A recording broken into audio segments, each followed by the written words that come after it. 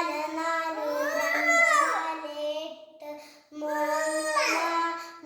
നാല് 12 നാല് നാല് 16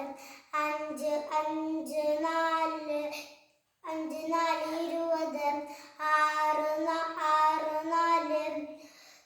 24 ഏഴ്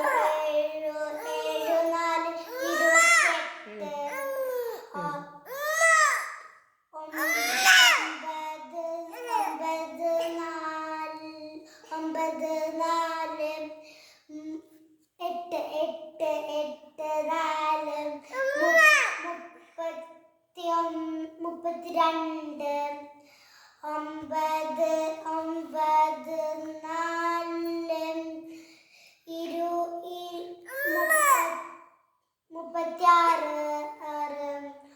എന്താണ് 19